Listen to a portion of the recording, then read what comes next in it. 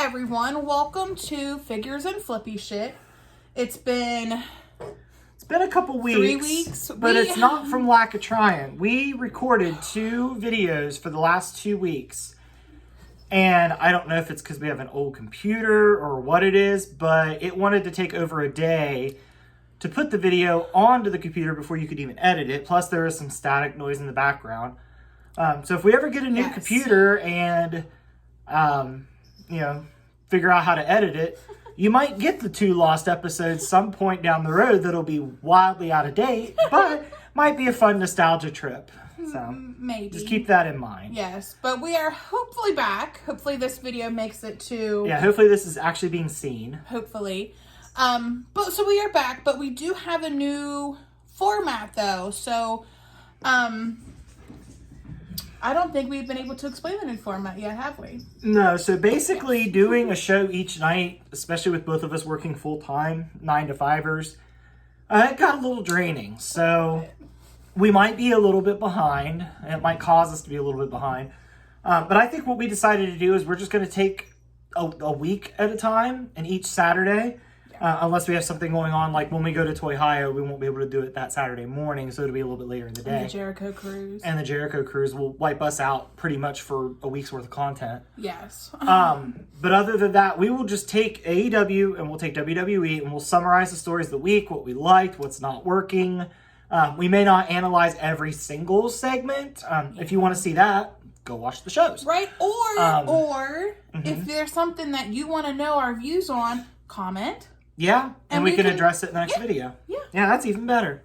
Yes. Yeah, because it's a lot of wrestling, and it's a lot to keep up with, especially if you do work. So, I mean, if wrestling now with Rampage being like a normal week, Rampage being an hour, SmackDown being 2, 3, 5, that's like 8 to 10 hours of wrestling a week. Yeah. And that's if there's no pay-per-views or Battle of the Belts. Yes. And that's just the 2 main companies. There's still Impact, New Japan, which is stuff that we're not going to be able to cover just because we don't have as much access to it. But if you think that there's like newsworthy thing that's happened during the week from another promotion, let us know and we will like give you credit. Yeah, like I have a friend that swears that Impact is the best promotion going right now with its stories. Yeah.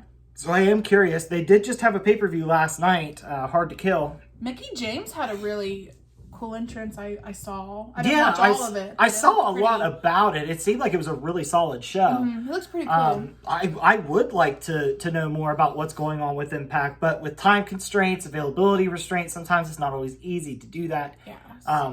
But if there is something major that occurs that we do have some knowledge of and we can discuss, of course, we'll discuss it. But mainly we're going to stick with WWE and AEW because pretty much that's what we have time for during the week. And NXT also falls under WWE there. But Ring of Honor does not fall under AEW because we just don't have it right now to get Honor Club. Plus there's no weekly Ring of Honor anyway to cover right now. No. But they will be covering some of it. Like we talk about some Ring of Honor stuff because it's still on AEW. And they're going to be building it again because they have another pay-per-view the same month as Revolution, which AEW, you are taking all my money. So I'm sure they'll start building to that. I imagine they'll use AEW TV or maybe Dark Elevation to build that. Right. I would guess. Yeah.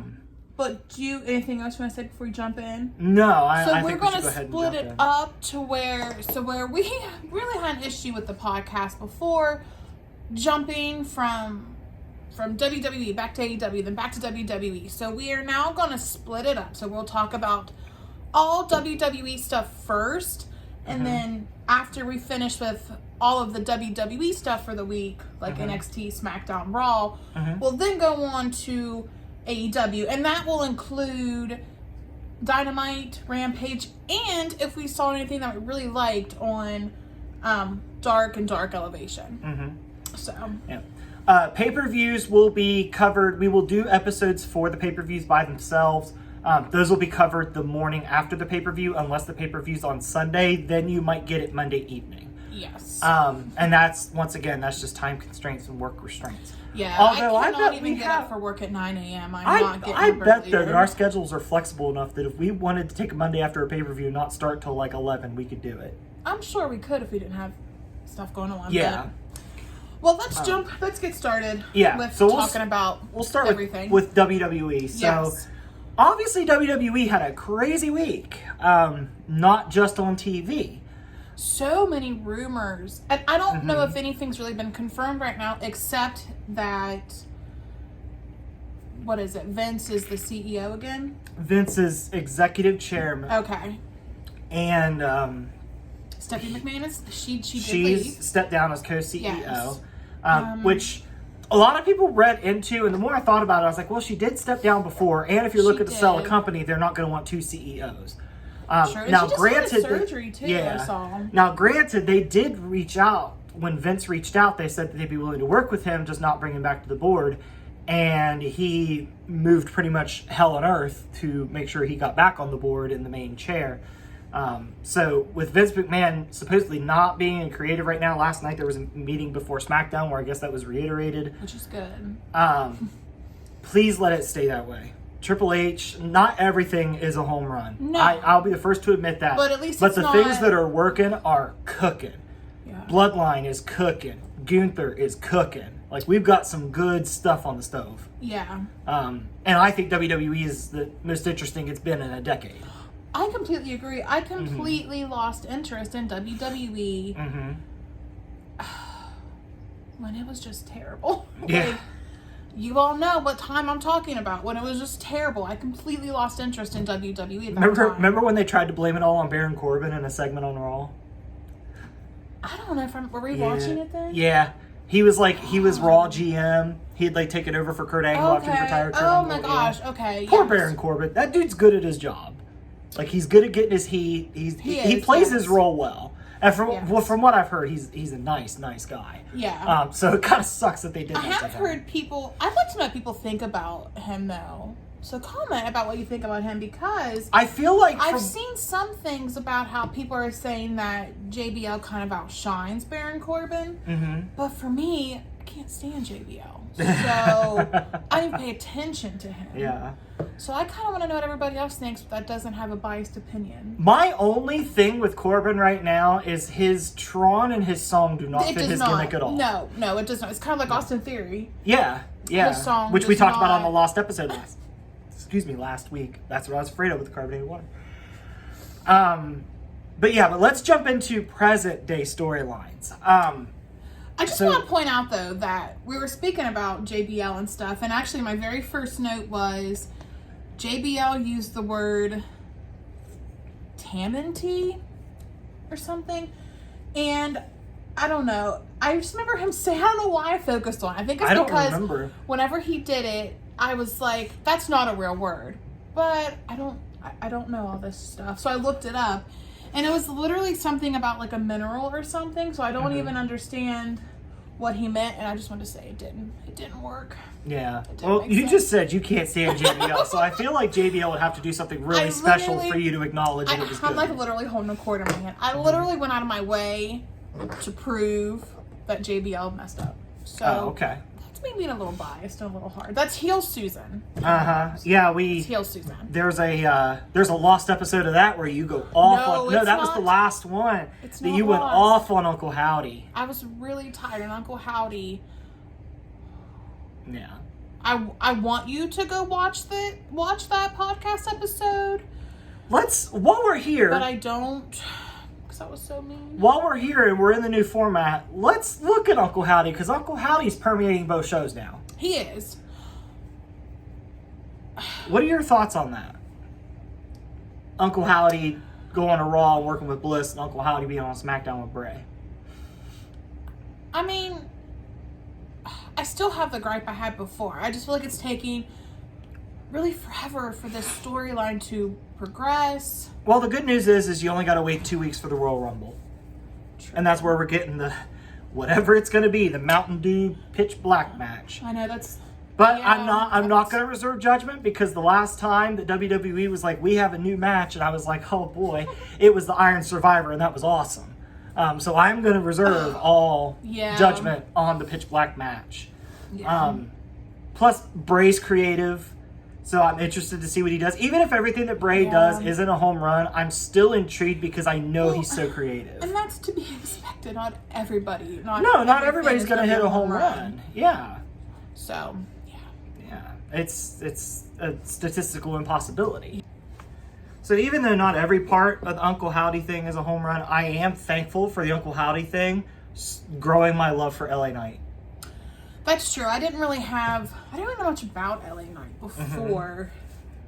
So yeah, because he was around when we weren't watching NXT at the time. Yeah. But LA Knight's so good. He's so good. And last night I missed him being on SmackDown. Like, it's not that I missed that he was there. He just wasn't there, and I missed him. Yeah. We'll talk about people I missed here in a little bit when we get to AEW stories, because I was a very happy camper. He was, yes. Yes. So that's Uncle Howdy. So Bliss is feeding into it. She's gone full blown heel, which I'm happy about. I think Bliss is the best when she is in heel form. Yeah. And then the Uncle Howdy story, actually, I feel like had more progression on Raw than SmackDown this week. I think so too. Because Bray Wyatt admittedly, he cut a great promo. I saw somebody comment that Bray Wyatt is the best at using words to say nothing, and I can understand where that comes from. And I think that, because you do it. Maybe. But he just pretty much alluded to that everything is him. It's all centered on him. So I really hope I'm not the only one, but I love Bray Wyatt, but I'm having so much trouble understanding what he's trying to tell us at first. I literally have to sit and think about it. And that's great, but I don't want to think. I have to think all day long. And you, like, when you're thinking of something and you can't quite grasp it, you get so frustrated. I give up. And you give up. So that's why I don't always understand it either. I'm just gonna ride that high of enjoying LA Knight. See, and that's fine. Like, and that's great. And this isn't like a dig against Bray Wyatt, but like, I feel stupid sometimes, and I don't like to feel stupid.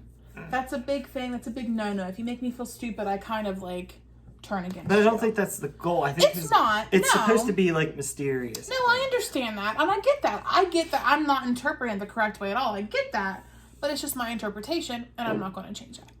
I think why it doesn't bother me as much as it bothers you is I've read a lot of comic books that feel like they talk in circles like that, and I could read 3 or 4 pages straight and be like, I don't know what the hell was just said or what happened on those pages, but the art was pretty. To me, that's kind of Bray Wyatt. I'm kind of tuning out the words and just focusing on the big picture and the art that's being painted in front of me. See, I think that's awesome that you can do that. I am just in the opposite. I need to understand every little step along the way, or I don't want to do it anymore. You're a logical thinker. You're a why asker. I am, yes. Yeah. You're like, well, why did this happen this way? That's why you're so terrible at the hypothetical game. If anybody's ever played the hypothetical game, the what if game, don't play it with her because she's awful at it. Because she's like, well, this wouldn't happen. That couldn't possibly happen. That's not even realistic. But in my defense, sometimes he doesn't fully explain that he's playing the why game, and he'll just say something off the wall, and I'm like... I think the question's obvious. No. If our cat could speak, do you think they would sound like such and such? That's clearly a hypothetical question. But anyway... So that's the Uncle Howdy story. So, I mean, things are growing. I'm interested to see what the next step is. I think right now we're just biding our time to the Royal Rumble. Yeah. I would imagine Bray was on this week. LA Knight wasn't. I imagine next week Bray won't be on, but LA Knight will. Because you're going to want to keep those two separated to build to that match. Which, this is why I like what Triple H does, because I would much rather do this than have them fight 2 times on TV to a non-finish just to watch them fight again on the pay-per-view, which is what we were getting over the past few years. Yeah. So this is much better. And I was telling you, I love that we can build ahead. WWE can now say, hey, in 3 weeks, we're doing this. And they can get you excited like Dynamite does. And you can do that when you have consistent storytelling and somebody that doesn't rip up the script 5 minutes before every show. And then it's like, oh God, we paint ourselves in a corner. Let's run Baron Corbin and Chad Gable for the 8th time this month. Right. So it's a breath of fresh air. The stories may not all be hitting, but the storytelling and the process is miles ahead of where it was. Yeah. We're planning ahead. I love it. Yeah. Keep Triple H in charge. For the love of all that's holy, keep Triple H in charge. Do you want to talk about the bloodline now? Yeah, let's talk about the bloodline. So they invaded Raw. Uh-huh. So they were both on Raw and SmackDown, which aren't they typically on Raw and SmackDown? Well, the Usos are the champs of both brands, and technically Roman Reigns is too. That's true. That's why I think Raw always feels second fiddle, because they hype up Roman Reigns like he's the second coming, but he's the champion of your brand. So I don't know. I don't understand why Adam Pearce doesn't try more to get him to go there. But I do love the irony that a big part of the second Roman Brock feud was Roman saying Brock Lesnar didn't show up to work today. Well, you haven't either, Tribal Chief. So I love the irony. It's almost as good, but not quite as good as when Daniel Bryan called Kofi Kingston a B+ player. That's the perfect. Is that whenever he was the People's Champion? Now, the Planet's Champion. The Planet's Champion. Yeah, that's when he was the Planet's Champion. Who was the People's Champion? That was The Rock. Yeah. And right now, the Acclaimed are kind of flirting with it. Because they're the people's choice. Focus on WWE. I am. I was just saying where you thought you might have heard that from. So let's talk about, let's kind of go back to Raw, because that was the earliest. Well, I want to talk about Alexa Bliss, because there was kind of an Easter egg in her promo. Did you catch that? What was the Easter egg? And I'll tell you if I caught it. She was talking about how she is evil, she's taken control, she has the world in her hands. Oh, you brought that up during the show. Yeah, I didn't catch that till you pointed it out. Yes, which is what Bray Wyatt used to always... When was that? What era of Bray Wyatt would he say... That was Cult Leader Bray. Okay, I was going to say he fought... I remember he fought John Cena, right? Cult Leader children Bray, around the ring thing. Cult Leader Bray he's got the whole world in his hands. Yes. Fiend Bray was let him in. Or let me in. And didn't you say something also about he was showing pictures and you were like, oh, Cult. So is he going to be the Cult Bray? I think he's a culmination of all of them, because in his promo he alluded to Cult Leader Bray, because he mentioned he was the Eater of Worlds. He mentioned the Fiend. I think his gimmick right now is just all of his gimmicks, coming together in like an Uncle Howdy Crisis on Infinite Earths type thing. Is that a comic book reference? Yeah, it's a comic book reference. I told you, Bray Wyatt's a comic book on TV. I told you this. Bray, if you look at it in a sense of like a comic book story, Bray, I won't say it makes sense, but it makes it a lot easier to digest if you look at it that way. I can see that. Okay, I will give you that. Yeah. That's somebody's only going to think that's read DC Comics, because DC goes way farther out there than Marvel does. Well, I know a lot of people that's read DC Comics, so they probably all get it, and I'm just like, Yeah. Like well, at least you're not totally crapping all over Uncle Howdy like you did 2 weeks ago. I was really tired. That's actually what kind of inspired the format change was you going off on Uncle Howdy. Yeah, and afterwards Chris was like, maybe let's change it up so you're not as angry. Yeah, so Bray gave us the new format and LA Knight. He's the gift that keeps on giving. And he brought back Heel Bliss. But if you would go back and watch that podcast, though, well, I guess you can't watch it, listen to it, which we will link in the description how to go back and watch our older podcast episodes. So, but and if you want us to go back to an all audio form, let us know in the comments, and we can always, run Anchor at the same time we're recording. You can get best both worlds, whatever's easiest for you. Yes. I don't know what I was saying now at this point. You were talking about Bliss. That doesn't do anything to help trigger my memory. Oh, man. Well, I feel like we're definitely getting Bliss and Bianca at the Rumble. Yeah. For sure. I'm just so torn on Alexa Bliss right now. You want her to be a heel, but you don't know if you want her in the Uncle Howdy mess. Right.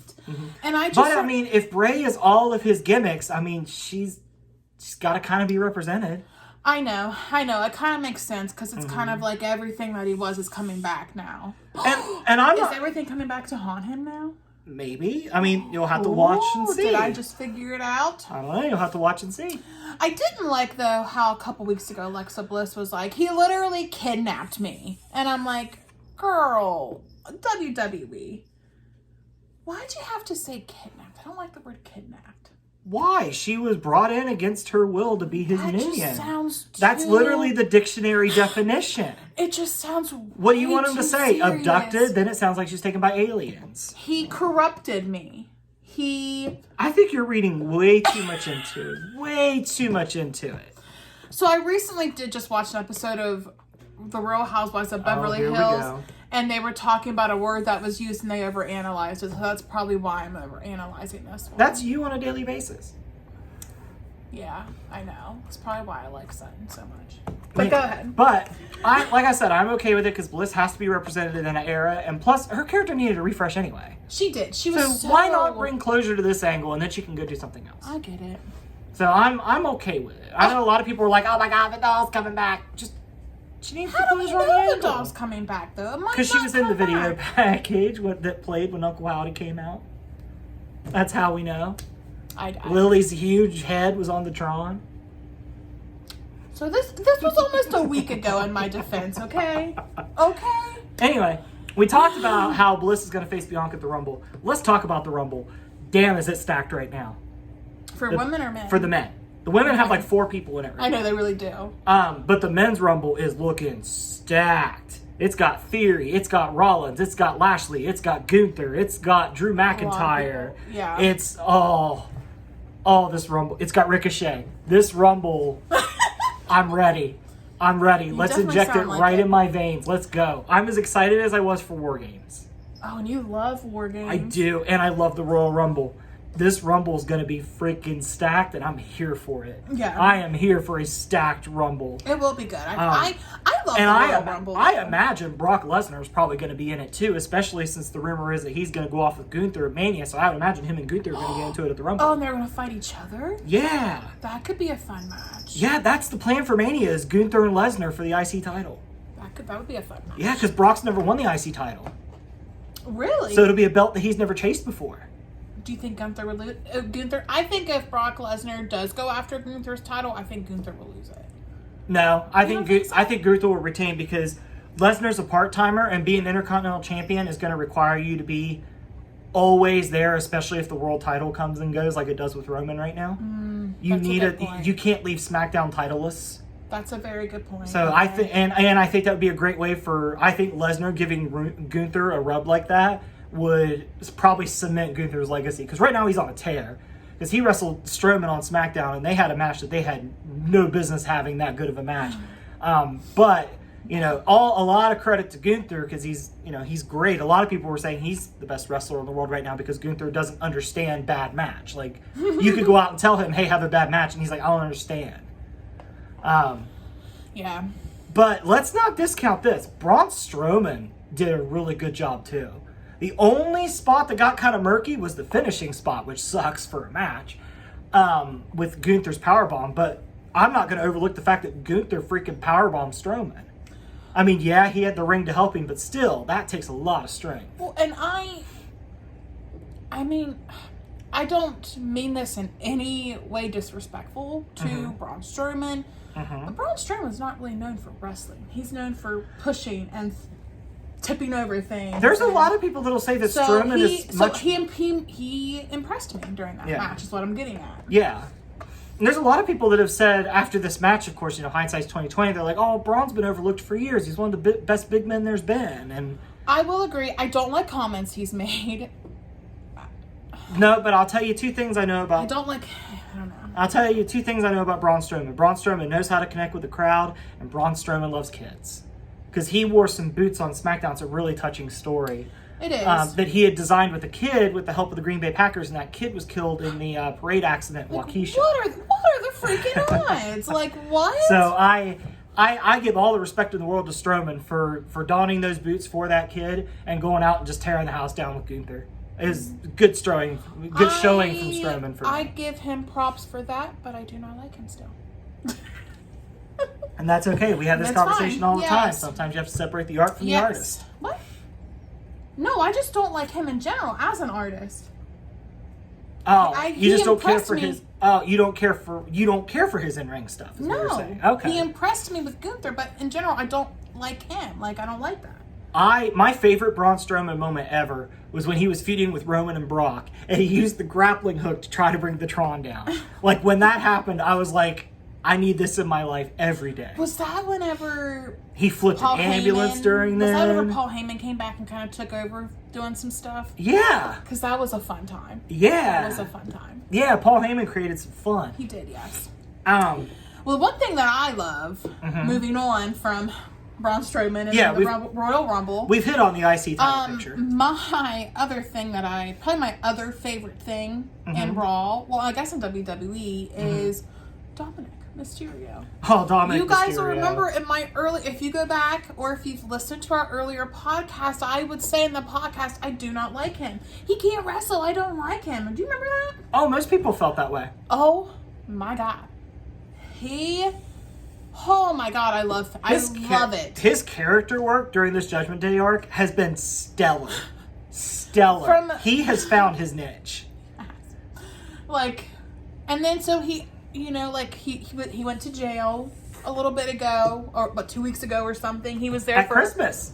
He was arrested on Christmas. He was there for a couple hours. He won't make it, Mommy. But he was only there for a couple hours, but he is now a hardened criminal. He has the teardrop under his eye.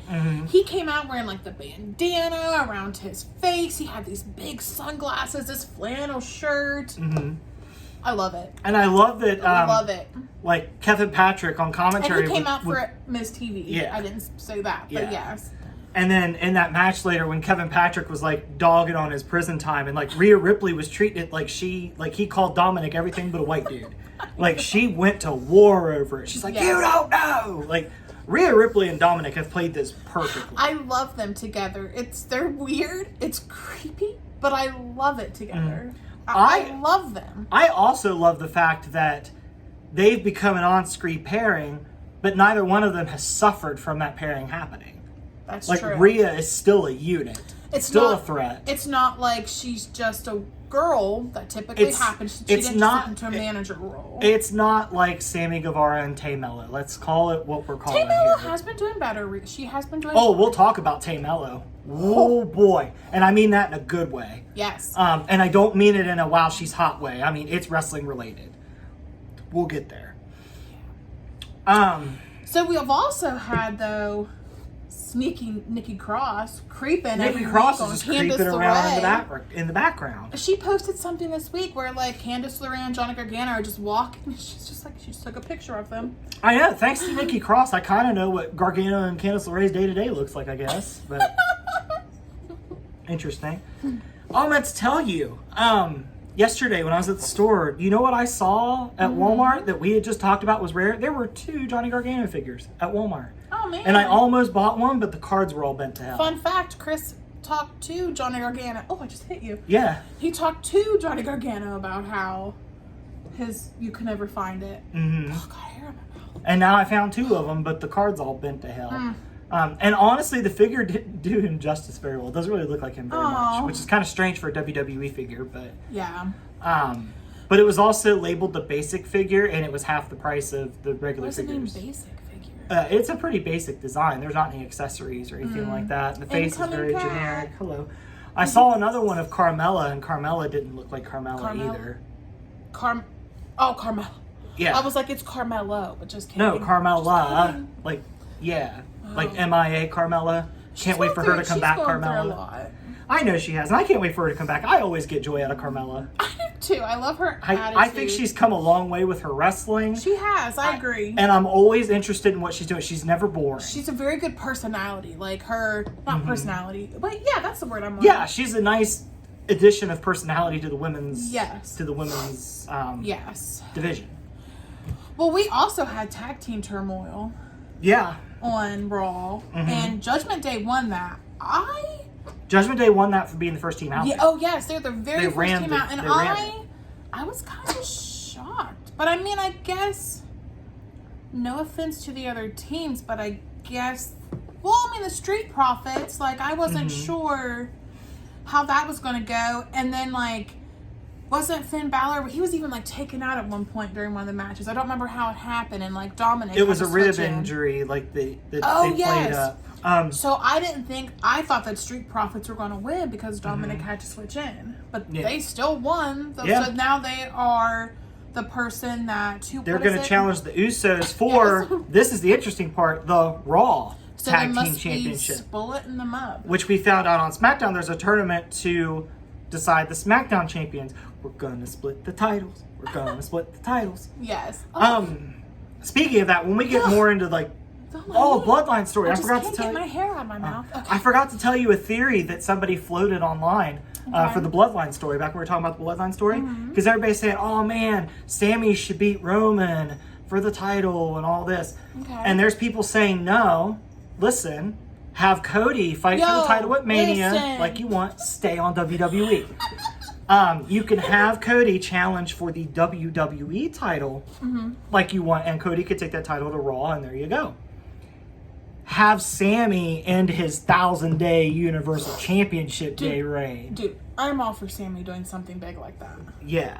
I think right now we're going to have to settle for Sammy and KO winning the tag titles. Settle? That's not But settling. Yeah, that's like saying I'm going to settle for steak tonight. It's wonderful. And let's go ahead and talk about that match on SmackDown was cooking. That was... Do you want to talk about SmackDown next or NXT? Wait, we're getting out of control here. Because when we first finished Gunther, I thought we were going to transition to the other mid-card title and talk about the U.S. title picture. Because I'll be honest with you, I think the Intercontinental title picture is miles more interesting than the U.S. title picture, which is really sad because Seth Rollins has been involved in the U.S. title picture. Like Austin Theory, you mean? Like, we're doing Theory and Lashley, and I understand Lashley never got revenge for that. But I'm over it against Austin Theory. But I want Theory. I want Theory to have new. I want him to have new feuds. Yeah. I want Bobby Lashley, Seth Rollins, and Austin Theory to all go their separate ways. Yeah. What I thought was going to happen was when Bobby Lashley got fired from Raw, I thought he was going to come to SmackDown and be the in-between feud for Roman between now and WrestleMania. But I like the direction we're taking with Kevin Owens with that. It makes a lot more sense in the grand scheme of things. I love that's what I thought was going to happen. I will never forget one time we were at a WWE show in Pittsburgh. It was just like a house show. It was the Christmas tour, or the holiday tour. Not Christmas, holiday tour. Yeah. And Kevin Owens comes out. He was a heel at the time. And they have, if you've ever gone to see a WWE holiday tour, like house show, they decorate. They have like at least that year they had like inflatable snowmen and like all this other stuff. Inflatable Santa, inflatable Christmas tree. So Kevin Owens got so much heat from this Pittsburgh crowd. I remember people flipping him off and everything else because he punched the inflatable Santa. And he sold it so well. Like he put so much into it, and like he just was so angry, and people got so mad they were like flipping him off in the crowds, and I was like, wowza. I would say right now, and I know that I'm going to get a lot of disagreement with this, I think Kevin Owens might be the best guy on the stick in wrestling right now. Kevin Owens might be the best mic guy. I would say Kevin Owens and Eddie Kingston are right up there because whenever both of them have the mic, I believe every word they're saying. I have somebody else I think of first. MJF? I think of MJF instantly for best personal microphone. But I like his style more because I like that. I'm too scared to meet MJF because I have low self-esteem. I don't want to talk to him in person. But he is so good on the mic, and he is so good at being mean, and I love it. Well, I'll explain when we get to AEW why I've taken MJF down a little bit. Spoiler, I think he's getting repetitive, but we'll get there. So the U.S. title picture, I've been pitching it for a while now, which it can't happen because Gargano's injured, but I was pitching Austin Theory versus Gargano for the U.S. title. So that's not going to work because Gargano's hurt. I don't have a backup idea. So I guess Bobby Lashley is at least a new feud, a newish feud to move on to, because now it's a one-on-one between Theory and Lashley. Because we got here with Rollins and Lashley's rivalry, and then it switched to Rollins to... I mean, it was a really smooth transition. But when you look back on it, it feels like the U.S. title's been in neutral for a little bit. Yeah, because you had Vince in charge for a while. Well, this has been... Triple H has been in charge since before SummerSlam. Oh, I thought you meant like that long ago. No, he took over a couple weeks before SummerSlam. Right. And since then, it's been Rollins, Theory, Lashley around the U.S. title for like 6 months now. I understand now you meant when Triple H. I thought you meant when Vince was in charge like years. No, I was talking about this I understand. Most recent period is I want some new blood in the U.S. title picture. Is what I want. I agree. I'm very bored with that. And I love Seth Rollins. Yeah. Rollins, I think the problem is Rollins right now feels big enough that there's really only two feuds he can have. The Universal Championship or somebody like Cody Rhodes level of big deal. Yeah. His character is big enough that he can participate in those feuds. And I think any feud he does that's less than that feels less than that. Like, I understand they're trying to revamp the U.S. title and everything, but I feel like Rollins is so much bigger than the U.S. title. And I think it's a little different than when Cena came back and had a U.S. title run late in his career. I think this situation's a little bit different because Cena was definitely in the wind-down stage, where Rollins is probably at his peak right now. See, that stuff doesn't bug me about if it's a mid-title or anything like that. If it's a title, I don't give a crap. It's a title. It's nothing against the title that I have. I just feel like Seth Rollins is a big money player, and it's crazy to me that they've been able to keep him away from Roman Reigns this long, but I feel like it's starting to feel like there's no one else really on Raw that's big enough to feud with him. Yeah. The one guy that was, Cody, has been out, and that feud would have been done by now because you can't run that feud for 6 months or it'll lose its steam. Leave the memories alone. If their last interaction for a while is Hell in a Cell, cool, nice. But that's my only beef. I really like what they're doing with Austin Theory, and I think Austin Theory could put on some good matches. I would just like to see him have some fresh challengers. Yeah. But it's funny because sometimes the Raw roster, the WWE roster feels so big but so small at the same time. Because when I start to think of like potential challengers, it's like, oh, it's WWE's roster. There's got to be a million, but not that many come to mind. No. And I'm not necessarily saying that's a criticism because that allows you to build a star out of nowhere. But I think in the case of Seth Rollins, it's almost detrimental. I think he's almost too big. I think he'll be fine. I think it'll be fine. I don't think it's anything detrimental. I think they'll find somebody. No, I'm not trying to knock anything. No, I know. I'm just saying I don't worry about it because I know they'll figure out something. Mm-hmm. So I need to think about it. Yeah. Yeah. He overanalyzes storylines. That's what he does. Speaking of overanalyzing storylines, are we still on Raw?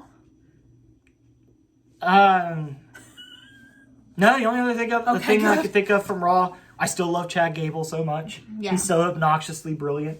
Mm-hmm. But Bloodline Part 2. So we talked about what happened with the Bloodline on Raw.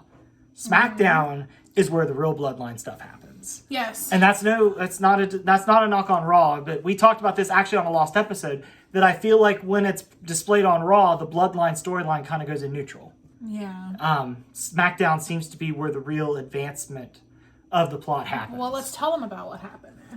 We just keep like tiptoeing around it, so tell them what happened. So I want to skip straight to the main event. We already talked about Gunther and Strowman. Well, you have to talk about what Paul Heyman picture. said at the very beginning, because that's like...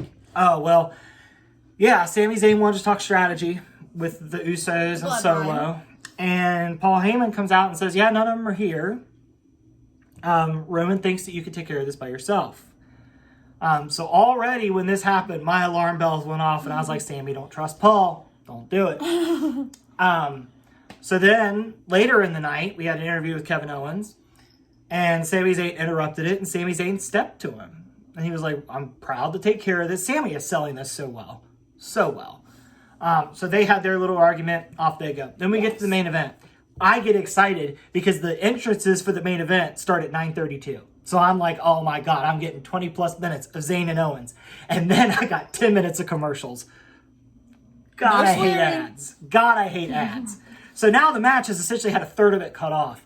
But it's Sami Zayn and Kevin Owens. That did nothing for them because they got in the ring and they tore it up. They have such a history that they have so much chemistry, and it was really good. So many callbacks to spots, and the crowd was here for it. I was literally in and out of sleep during this match, and I still realized it was good. Yeah. Yeah, it was... That match was cooking. And it wasn't cooking with lighter fuel. It was cooking with propane. And then And then The Uso. Well, actually, we got to build to it. So it was back and forth, back and forth, back and forth. Sami gets himself in position all by himself to beat Owens. He's got him in the corner, dead to rights, ready for the Helluva Kick. What happened? The Usos and Solo Sikoa show up. Who were not supposed to be there. Yes. And not Sami was ready to win the match. Yeah. And not only that, but we've seen the Usos and Solo Sikoa interfere in each other's matches along with Sami Zayn time and time again with the ref's back turn, so that way somebody can get the win that they want. Oh, yes. So what do? They attacked Kevin Owens right in front of the ref, got Sami DQ'd. So, yeah. So Sami lost the match that he was getting ready this is getting juicy. Because Roman wanted him to win. Sami Zayn technically lost by DQ. The Usos are projecting it as they have his back. Roman's not going to be so happy. Who's thinking what? There are so many directions this can go.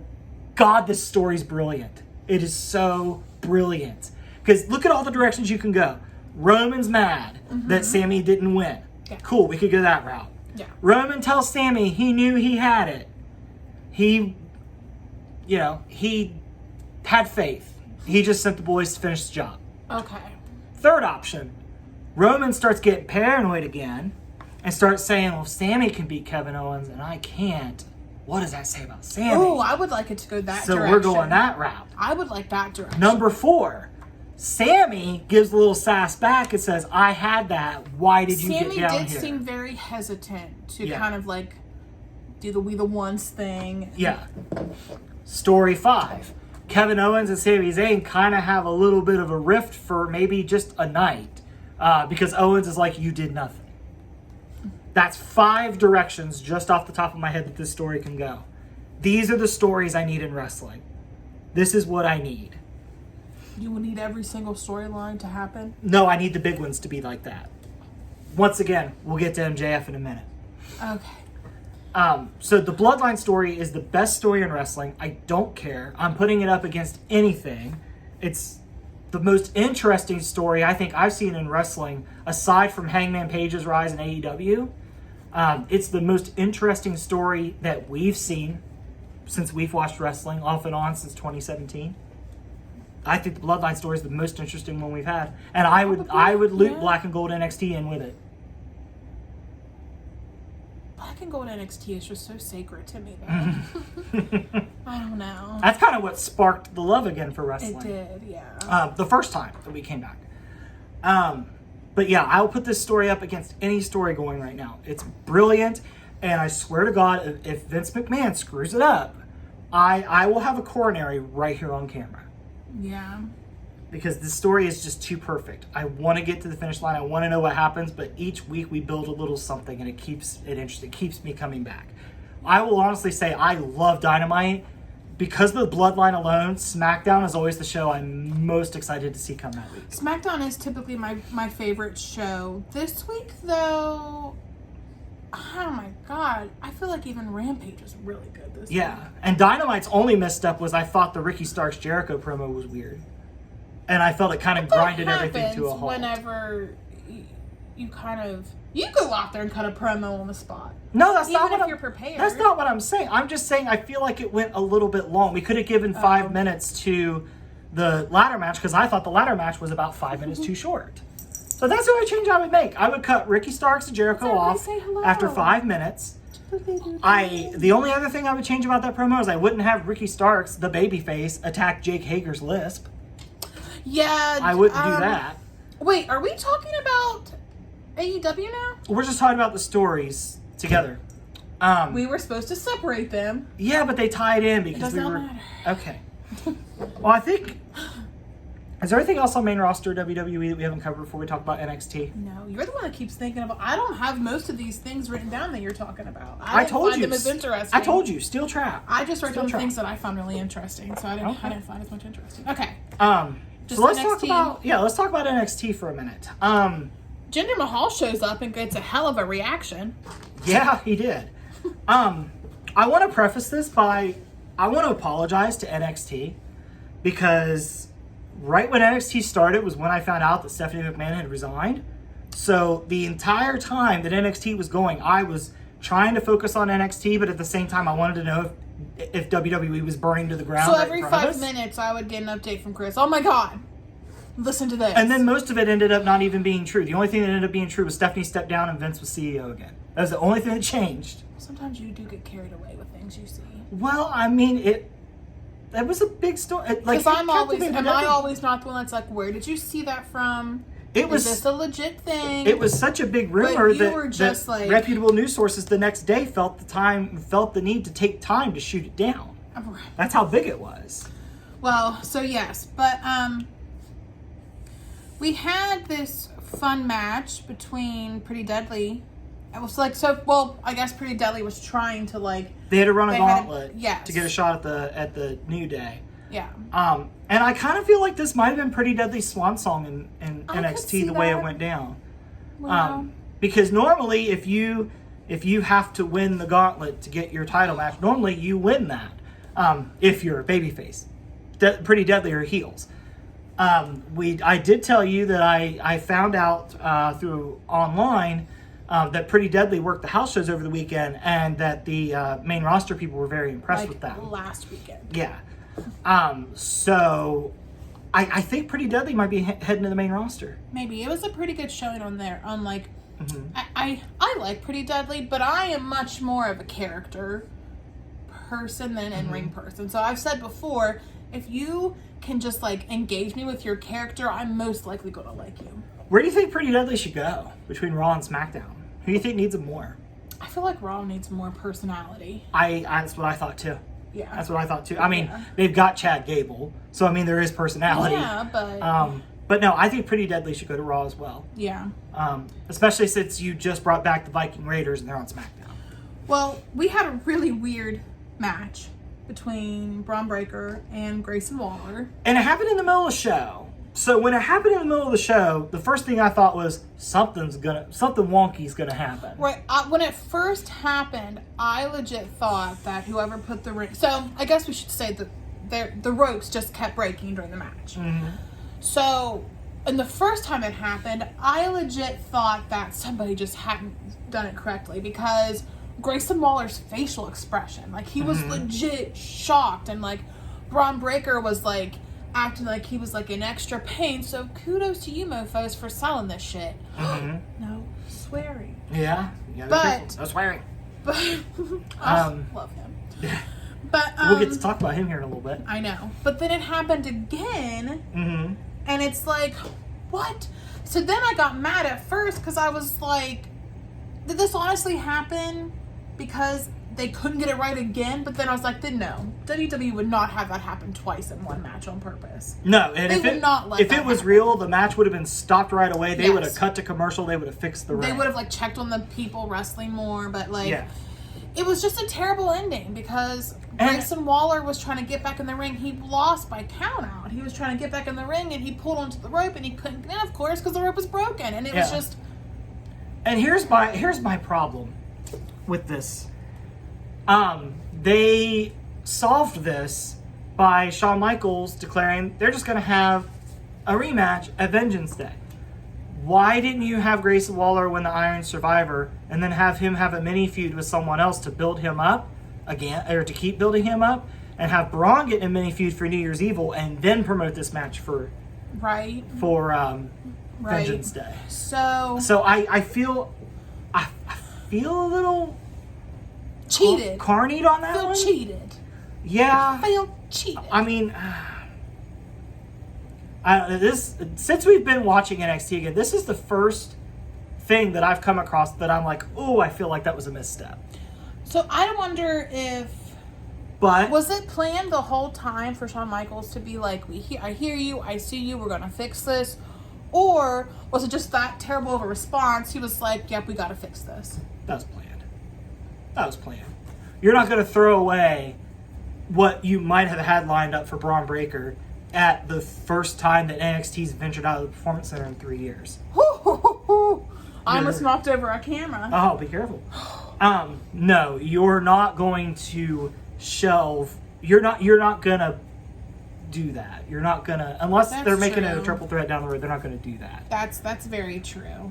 Well, we had the only other thing that really happened on NXT this week was the women's #1 contender battle royal, and it was pretty good. I really liked the ending. I was surprised that Sol Ruca was like one of the last people. She's getting over like Rover though. I wonder if we're gonna start seeing her on TV a lot more. I liked how they had Cora Jade in here. She showed up with she was the first eliminated, and then she showed up like 3 other times, 3 other times, just trying to eliminate the person that eliminated her, and it was hilarious because she kept failing. Yeah, it was hilarious. I loved it. Are you, now that we've been watching NXT now for a couple months, who's your favorite female in NXT? Who's your favorite female wrestler in NXT? Favorite female? I really like, there's 2 I really like. I really like Cora Jade, and I really like Wendy Chu. I am certified Chu crew. I love Wendy Chu. Yes. Love her so much. Yes. I really like Cora Jade though, but I just like heels. Like, it's like, I think I like heels so much because I just feel like I have to be nice at all times in my life. And it's just so nice just be able to say what you want to say and not give a crap. And I think that's why I love heels so much. Because they don't have a conscience. They don't have consequences. That's why villains are much worse. This goes back to comic books. That's why the Joker is a more interesting character than Batman Right? is. I wish. There's been so many times that things like, things have been said to me, and I just wish I could just like be a heel and respond to them. But I can't. But you can't without getting fired. No, I didn't mean at work. I meant in general. Oh, I mean in life. Oh, I include work in that. Oh, okay. Yeah, the heels always say the things we don't want to say, or the heels are 100% correct, but they're just so obnoxious about it. I know. I know. Yeah. But yeah. But the winner of this though was JC and Gigi. So Toxic Attraction both won, and holy crap, how did they do so well? They felt like it was like Batista and Cena all over again. Except on purpose. Except on purpose, and Shawn Michaels didn't come out and blow his quads. That's the difference. But it was just amazing because they like landed at the same time, and like it was just JC was the first to turn on Gigi, or was the first to turn. She turned on Gigi, and Gigi just looked so hurt, and I loved it. I loved how I loved it. I love Toxic Attraction now. And they booked it for a triple threat. So do you think Toxic Attraction comes apart now that Mandy Rose is gone? I think so. I think so. I don't know, because they were a tag team before they got with her, weren't they? That I don't know. Somebody tell us in the comments if they were. I thought they were because they were going to go to the main roster and then somebody got hurt, right? And then they were tag team champs for a while, right? Yeah, they were supposed to be in the women's tag team tournament that happened for the current lineage. When Triple H took over, they were in the first round of that tournament, but injury took them out. So I think that they were already together before. I don't know. Somebody tell us about Toxic Attraction. Minus Mandy Rose. Speaking of Mandy Rose, how funny is it that she got PWI's Most Improved Wrestler? Yeah. And she's not wrestling anymore. No. All the luck to Mandy Rose, though. You could tell, when we went back and watched NXT, we could tell the work that Mandy Rose had put in and how much she'd improved. Yeah. She's pretty good there by the end. She was improving by the end. So I think the wrestling world will miss her to a degree because she was improving and she was a pretty fun character. And she knew what she was and she knew what worked for her. And let's be real. Yeah. She knew she was hot. She knew that was going to work for her. But unlike back in the early Diva days, she could at least go. Well, yeah. No, I'm not saying there's anything wrong with that. She just knew that's what worked for her. So. Yeah. But it sounds like she's far more successful now than she was in the ring. Yeah. So. Well, is there anything else in WWE that happened that you would like to talk about? Or are you good to move on to AEW? I think we can move on to AEW. Overall, WWE, I thought it was a pretty good week for it overall. Yeah. And I feel like WWE, each week gets a little better. Sometimes, yeah. Because if something lacks a little bit, it seems like something else happens to kind of pick it up. Sometimes, yeah. There's pretty good balance there right now. As long as Triple H stays in charge, I think it could continue to only go up. Yeah. Well, AEW time. So this Dynamite had some amazing wrestling itself on it. It did. Well, like Moxley, Hangman Adam Page beat Moxley. Clean as a sheet. Yeah. And Moxley was injured, so I think he's finally going to get some time off that he needs, that he desperately deserves. And he deserves it. Jon Moxley is the MVP of professional wrestling this year. I will hear no other discussion. I understand your Sami Zayn's and your Roman Reigns, but Jon Moxley is the MVP of wrestling this year. He only said that because I said Sami Zayn was the MVP. It's Jon Moxley. Jon Moxley kept AEW from falling completely apart with Danielson and Jericho's help. Yeah. And Jon Moxley was willing to be the face that went out there and faced the criticism head on after Brawl Out. Jon Moxley is the MVP of professional wrestling this year. I will not hear any other discussion. So that dude has earned a nice vacation. He will not hear any other discussion. Yeah. That just means that he's not secure in his statement. No, it just means I believe that much, that Jon Moxley is the MVP of wrestling this year. That's fine, and I don't believe that, but it's good. Anyway, point being, he is going to have, hopefully, a nice vacation from this, because he's earned it. Yes. He's earned every minute he has off, he's earned. Well, who came back this week? Oh man. So, Tony Schiavone comes out. He teases that he really doesn't want to talk to this person that's coming out. So I'm like, oh, it's probably going to be Jeff Jarrett or something like that. It was a swerve. Yeah. I thought it might be Swerve. I thought that it had to make sense, though, and it didn't really make sense, so... But what do we get? It makes sense if you look at the old character, but what did we get?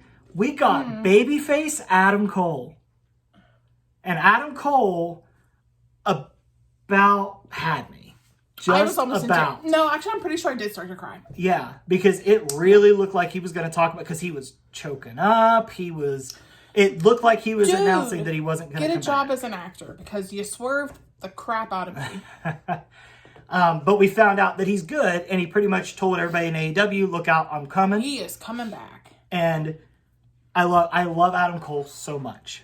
I love the presentation of Adam Cole. I know a lot of people said he's been the same character for a decade. I don't care. I like that person. I don't care. I think Adam Cole is a great wrestler. It doesn't help, though, that you like him like outside the ring. You like that he's just this nerdy, obviously nice guy, because he gets along with so many people. He has so many friends. Yeah. But no, I'm so excited to see him back. Because I think Adam Cole can always bring something to a program. Yeah. Even if you think his shtick has worn thin, which we're going to go a different direction, because he clearly cut a 100% babyface promo. So I'm interested to see what an Adam Cole looks like that we're supposed to cheer for. Is Kyle O'Reilly still at AEW? Where is he? I saw he posted something about something happened with his diabetes. Okay. But I don't know the specifics, so I'm not going to say, because I don't know the specifics. I just know it had something to do with his diabetes, I know and he had a surgery. Well, I know he posted something about it recently on social media. Mm-hmm. But I kind of miss him. I miss him. Yeah. But it's good to have him back. I'm interested to see what he does. I'm interested to see where he slots in. Yeah. Unfortunately, somebody's going to lose TV time because of this. I don't know who. But hopefully it won't be too affected. We'll see. Okay. Well, then I feel like Dynamite just had a lot going on, because after that we had like the Acclaimed and Daddy Ass came out. They were going to get their... You're looking at Rampage. Dynamite? Rampage, the Acclaim came out. They announced they were going to get their Hollywood star, but the segment didn't happen until Rampage. Okay. Yeah. Yes. But let's talk about the Acclaim for a second. Is the Acclaim... Who's more over right now in wrestling? The Acclaimed or Sami Zayn? That's such a tough call, isn't it? And what's crazy about that is Sami Zayn has been an independent wrestling hero for years. He was the NXT hero for years. The Acclaimed has literally watched them. The Acclaimed has only been in this form for about a year. Yeah. And that's insane. They started out on Dark getting zero reaction. Nothing. Zero. I remember them coming out on Dark, and we'd watch it, and I'd be like, who are these guys? I remember when we met them at Toy Hio, we were worried about how much the meet and greets were going to be. And we were focusing on Ethan Page and Danhausen, and the Acclaimed were going to be on the chopping block. I am so glad we didn't chop the Acclaim off there. Because those guys, awesome. They were great. They were friendly. Great. And the fact that they were so great and so friendly makes me even happier to see the success they've had. Yeah. Because they were so... That was right before they kind of started getting really popular. Yeah. So I guess you could say we were Acclaimed hipsters. We met them before it was cool. hipsters. Yeah, because we're such hipsters. We're But like no, I grandparents. love where the Acclaimed is at. We did have though Hook beat Big Bill. Oh my gosh! And you were in the bathroom when the coolest thing happened. I know. When you need to go find a clip of it on YouTube. Hook hit a T-bone suplex on Big Bill, and I swear to God, it was so beautiful. I wanted somebody to paint a picture of it. And Big Bill did a big jump with it. Somebody please paint a picture of Hook suplexing Big Bill for Chris. Big Bill sold the hell out of it. And it was a great moment. Crowd popped big for it. I popped big for it. I'm sure you, in the bathroom, you heard what the pop that happened. I did, yeah. You need to go find it on YouTube and watch it again. I'm sure it's going to be its own clip sometime this weekend. You need to go watch it. I recommend it. So that was really fun, and Jungle Hook got the win there. Hook continues his undefeated streak. I don't know at this point who beats Hook. I don't know who does it. I am thinking that it might end up being Big Bill, but I kind of hope not. Why do you think it'll be Big Bill? Big Bill. Big Bill. Big Bill. Because I think they're building to a singles match between My those West two. Virginia came out. I think they're building to a single match between those two, and Big Bill would have like the entire firm behind him, including potentially Hardy Party, since Ethan Page tells him what to do now. I love Ethan Page. Yeah. And Ethan Page this week looked like he was living his best life on Dark. The thing that he's doing with Matt Hardy and Isaiah Cassidy actually is very interesting. It is, yes, it is. Because like Ethan Page is making their life hell, but Matt Hardy's like pretending to play along. Like it's really interesting. I'm enjoying the dynamic. Because when Ethan Page in the story is getting his way, he is having so much fun. It's like whenever he was doing that tequila dance outside of that match where he was against Danhausen and somebody else, and I remember some indie promotion, and like he's just like he's just down dancing along. and like Danhausen just kicks him right in the kisser. Yeah, it was a great spot. I remember when we saw it. Ethan Page is just amazing. He is, and I wish Ethan Page was on Wednesdays and Fridays more. I kind of wish. I understand that Dark Elevation needs interesting stories, but I really kind of wish we could move this story up to Rampage and tell it there. You might. You gotta give it time. Yeah, the big blow off might happen there. Yeah. Because I do think we're leading towards probably Matt Hardy and Ethan Page at Revolution, at least on the pre-show, probably. Yeah. Probably at 0 hour, I would guess. Right. And use that to propel Ethan Page up, because Ethan Page deserves to be toward the top of your card. He just has such a demanding presence about him. Yeah. I don't know if I should use presentation or presence, but I tell you what I'd love to have. I'd love for Ethan Page, maybe after Revolution, to take the TNT title off of Darby in the most violent way possible. Yeah, because that's history. That's their style. Yeah. That's their style. I would love to see Ethan Page, and it's nothing against Darby Allin. It's not that I want Darby Allin to not be TNT champion. I just think history dictates between those two that a small murder has occurred for Ethan Page to get the TNT title. Yeah. And I'm here for it if it happens. And I think I think Ethan Page right now will be a wonderful mid-card champion. Yes. Wonderful mid-card heel champion. Well, but I don't think you're going to see a heel mid-card champion for a while, especially as long as MJF's the big champ. Yeah. Well, speaking of MJF, Mm-hmm. what's your beef with him now? Oh man, I feel like we're doing the same things over and over again with MJF. Yeah. There's always hoops to jump through. There's always crowds to insult. I mean, the insults are But what else would you want pretty from him? directed. That's literally MJF's thing. I know. And why is it okay for Adam Cole to do the same things for years and years and years, but MJF is doing the same thing for not even a year? And it's getting old. Because with Adam Cole, even though he's the same character, you can tell different stories. MJF, the story we're telling consistently is everybody has to jump through hoops, so everybody that comes in contact with MJF has to conform to that story, whereas Adam Cole's being more diversified. I thought you meant his promos. I mean, the promos even too come out. Because I'm the literally champ. talked about how he was like, I thought he was the best at promos, Yeah. and now you're not talking about promos. Well, basically, I feel like MJF's promo has become kind of formulaic, and this is not a knock on MJF. I could never do what MJF does. This is just what I'm observing from a purely objective standpoint. As a viewer, not even as like a wrestling expert, but just as a viewer. MJF comes out, cut my music, hate this town, Danielson sucks, I'm not wrestling, he always has to wrestle, MJF leaves.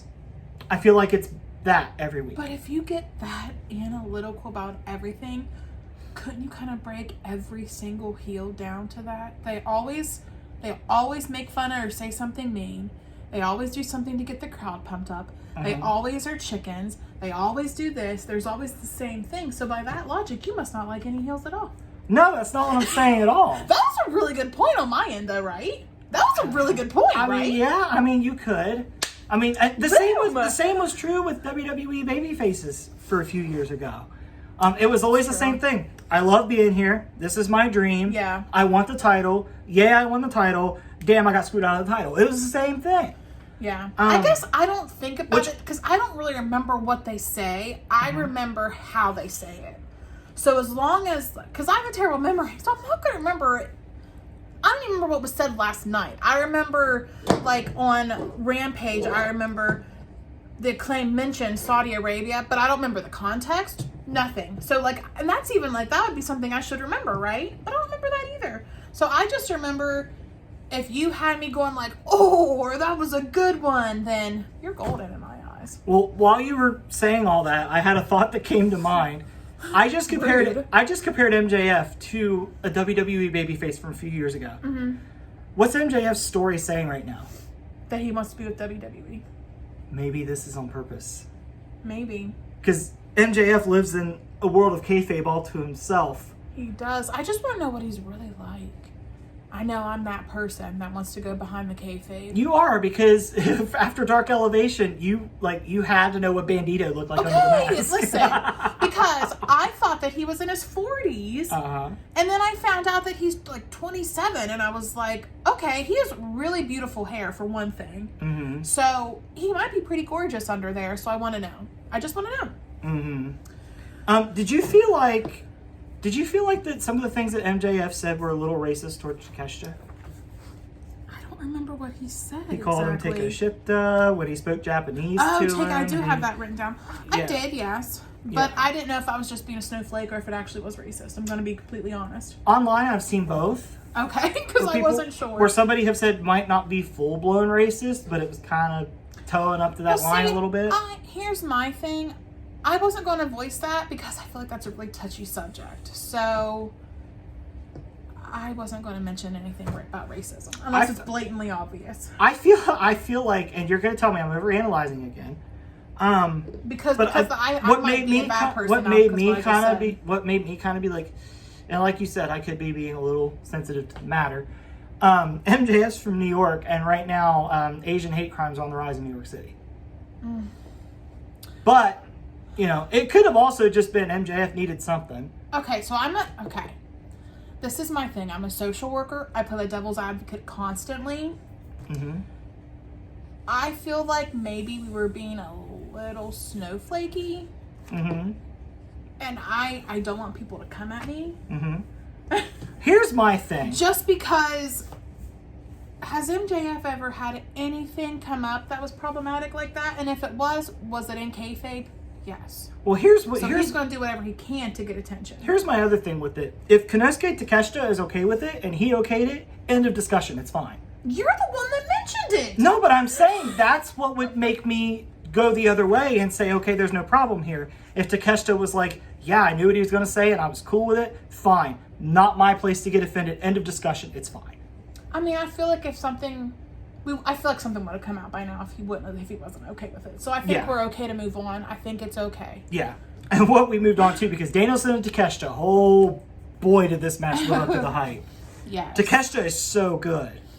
Takeshita is so ridiculously good.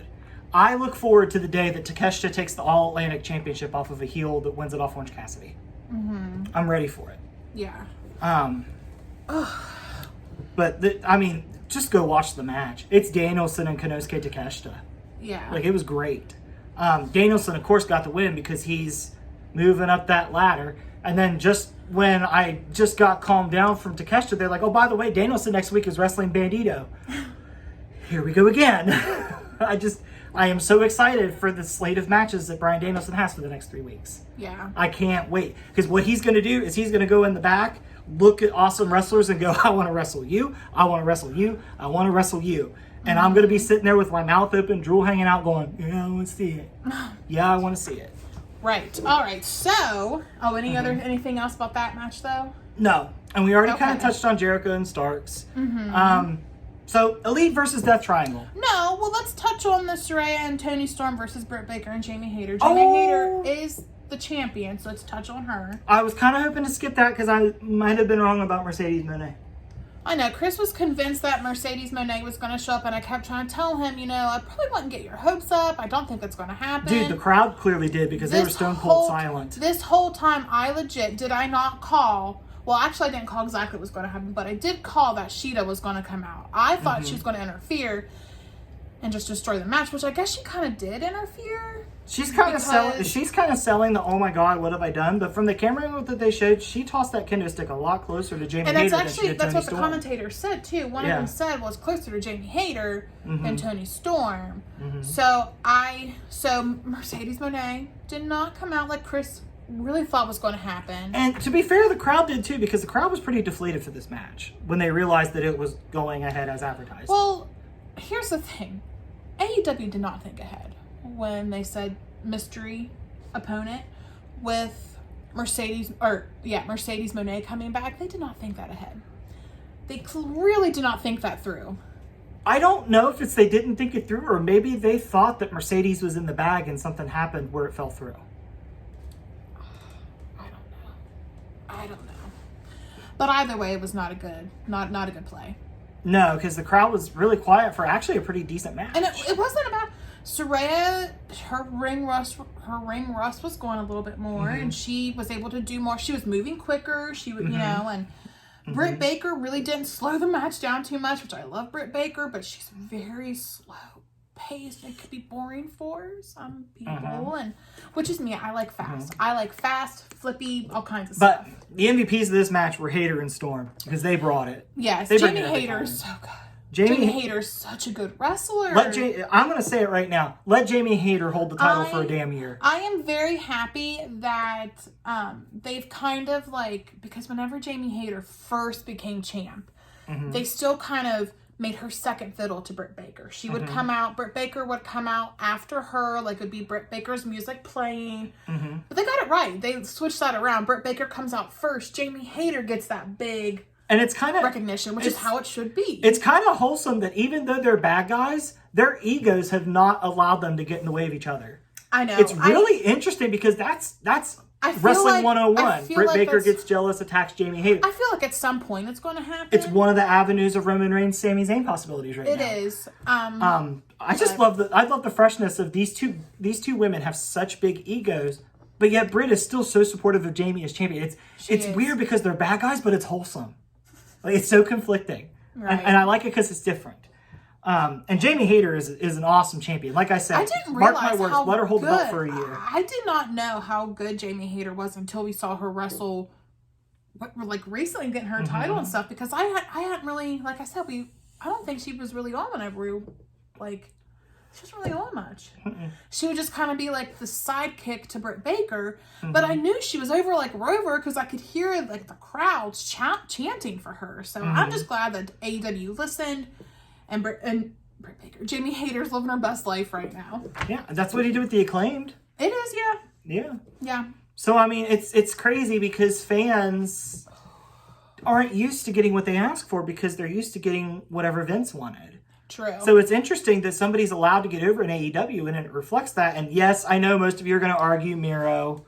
But I'm talking about big picture. Every promotion has Miro. Every promotion has somebody that could be used. Well, probably multiple people that could be used way better than what they're actually being used. Yeah. That's a fact of wrestling. That's what happens when you have a good roster. That's why people are constantly trying to be the net. They're constantly evolving their wrestling, their style, their gimmicks, all that, because people come and go from the spotlight. You have to fight to get to the spotlight. So I learned that from Total Divas. And I've heard a lot of people say, "What's Eddie Kingston doing wrestling on Dark Elevation?" Well, why not? You want to boost the numbers. People love Eddie Kingston. Who cares where people wrestle? Enjoy it. Shut up. Watch it. Enjoy it. Yeah. If you don't like it, shut up. You know where to find it. If you want to watch Eddie Kingston wrestle, you know where to find it. Yes. And he still gets amazing pops on Dark Elevation. He's one of the loudest pops of the company. He is, yeah. And I'm sure with Eddie Kingston, we're just biding our time until we can tell another kick-ass story with him. Which we're kind of doing with House of Black. So now, but the main event, though... Oh, did you want to go into the House of Black more? No, we can talk about more on Rampage. On the Rampage side of things. Oh, man, I forgot we haven't even gotten to Rampage. But we had Elite and Death... Well, Rampage is only an hour. Oh, that's true. We had Elite and Death Triangle. What are your impressions overall of the 7-match series? I don't know how they're still alive. That's a good point. And not to mention the fact that Kenny Omega just got done wrestling a couple matches in Japan and then comes over and does this. So I'm an Elite fan. I love the Elite. Sue me. I cannot help it. I love them. We should play Sabrina Carpenter Sue Me in the background as I say that. You have to get the rights to it if we're going to broadcast on YouTube. Yeah, I'm just kidding. Yeah. Just kidding. Yeah. We do it in spirit. But I don't even know what I was saying. You love the Elite. Oh, yeah. I do love the Elite. I love the flippy stuff. I mean, love, look at the name of the show. Figures and flippy. Yeah, but anyway, but I love that, though. Some people don't. I know a lot of people that don't. But that's okay. We can like whatever we want to like. I'm so tired of people putting on other people they don't like what they like. Who gives a shit? Who gives a shit? No swearing. But no, wrestling, not everything is for everyone. That's why it's variety pack. That's why AEW works. Right. Because you have somebody, like I've seen where people were like, oh, this person didn't bring any ratings. It could be the person, or it could just be they don't like their style of match. Yeah. Like you. You don't like Bret Hart matches. It's not that you think they're bad, they just bore you. They do. But there's some people that like watch a Bret Hart match and they are on their seat the whole time. Honestly, my favorite Hart, if they weren't such a crappy person wrestling style, is Teddy Hart. But he's just... Yeah. That doesn't work. Just a little bit. So, yeah. But Elite and Death Triangle, it was a solid 7 matches. I do think it was kind of hurt matches 5 and 6 as far as the results whenever it was 3-1 and they announced the stipulations for all 7 remaining matches. You knew that it was going to get there. Yeah, I mean, I knew it was going to get there anyway, but AEW didn't have to spoon feed it to me by announcing the stipulations of the next one. Yes. And I think that's definitely something that would have worked better on the spot. But the Elite are the Trios champions again. And Excalibur dropped this little nugget on us. Next week on Dynamite, we're getting Young Bucks versus Top Flight. Which will be fun. I'm here. I'm here for Young Bucks and Top Flight. For sure. I think Top Flight and the Acclaimed will run the tag division for the next decade. Yeah. Easily. I agree. Easily. For sure. Yeah. As long as everybody stays healthy. Is there anything else you could think of that happened on Rampage that you want to talk, or Dynamite that you want to talk about? No, I'm just interested to see what happens to the Death Triangle now. True. I want to see what they do with them. All right, so let's talk about Rampage now. Okay. So Rampage, there's not really much to talk about. It's only an hour. I mean, we had Darby versus Juice Robinson. That's true. Yeah. That is the show. I haven't really watched Juice Robinson wrestle. I've seen him wrestle as like the hippie guy on NXT. Wait, my God, that was forever ago. But, I think it was CJ Parker was his name? Yes, I think it was. So that's all that I really remember. Because I used to get mixed up with CJ Perry, which was Lana's run. Yeah. But it was a good match. I'm interested to see what we do with Juice Robinson, because Juice later on, the Dark Order tried to recruit him. He did. He laughed at him. He's like, I'm a part of the Bullet Club. Yeah, which makes me wonder if we're kind of building towards something with the Bullet Club happening, and with Jay White potentially becoming a free agent, who knows? You said that you thought Jay White was going to go to the WWE. The WWE. Well, last Jay White said anything, but once again, with Jay White, you got to worry, is it character or is it not? He said AEW hadn't reached out about anything. And I find that hard to believe that AEW didn't reach out to Jay White. Right. Especially since he worked Forbidden Door. Yeah. He was there during the match with Adam Cole. I thought he was really good friends with like the Bucks and like Cole and... I think at least Cole. At least Cole. But anyway, I love Darby doing open challenges like Orange Cassidy. Darby Allin and Orange Cassidy are both people that I could watch wrestle forever. And they're complete opposites. Yeah, they are. Darby goes so hard. Orange Cassidy only goes hard when absolutely necessary. Yeah. But some other things. We got to see Danhausen. Yeah. Twice this week. Yeah, because he was on Dark in a muumuu, and like a golfer's hat. Okay. So for people that love Danhausen, I'm pretty sure this is where the muumuu comes from. Correct me if I'm wrong. Mm-hmm. I know you don't know. Yeah, I don't. But whenever I first discovered Danhausen, I went down this rabbit hole of all things Danhausen. Mm-hmm. And right when like the whole COVID pandemic first started to, would kick off be the right word? Just start. Yeah. I remember seeing this video or pictures or something of Danhausen wearing a muumuu, Mm-hmm. and like his wife recorded it, and they're just like goofing off, like right when COVID first started. Like all of us, we were just doing random things. We were doing anything to keep ourselves entertained. Right? So like but I'm pretty sure that's where the muumuu came from. But someone can correct me if I'm wrong. But I'm pretty sure that's where it came from. It looks very familiar. Okay. And I think it was like, wasn't it Danhausen? Because Danhausen became like the Danhausen. Like Donovan Danhausen became Danhausen, I believe, right around the time COVID started. Because I remember hearing him talk about how he was worried about quitting his job to do wrestling right when COVID started. So there's a little backstory for Danhausen. I was a little bit creepy but he is just so excited to go down a little rabbit hole of Danhausen. He's definitely a self-made man. Yes, he is. And there's something to be said about him taking a character that's straight out of 80s, early 90s wrestling and making it work If today. you want to see something really cool, if you have not watched it, I think it's fascinating. Go to Danhausen's YouTube. What is that? Love That Danhausen? Yeah. And then go and watch the videos of him like transforming from Donovan Danhausen to Danhausen. It's creepy. It's like Donovan Danhausen is literally like kidnapped or like murdered or something from become the Danhausen today. Have you watched them? Mm-mm. Oh my gosh, they're really cool. Really cool. So, but anyway, I got distracted by Danhausen. Yeah. But we had the Acclaimed come out, and it looks like the Acclaimed might be feuding with the Guns again. Which last time we talked, and I said that there wasn't really any heels for the Acclaimed to face, and the Guns were the only option. I got to thinking last night, and during Dark, why didn't we build up Daddy Magic and Cool Hand Angelo Parker? Right, we have them. We have... With Jericho's backing, they could have easily won some matches on Dark Elevation, kind of worked their way up to challenge for that. But I kind of wonder if that's because they're going to be Ring of Honor Tag Team Champion challengers. Well, who do we have, though, that are heel...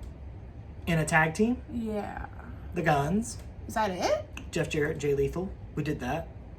Isn't... Well, we already did the Swerve's Mogul Affiliates, I guess. But we just had him leave. Yeah.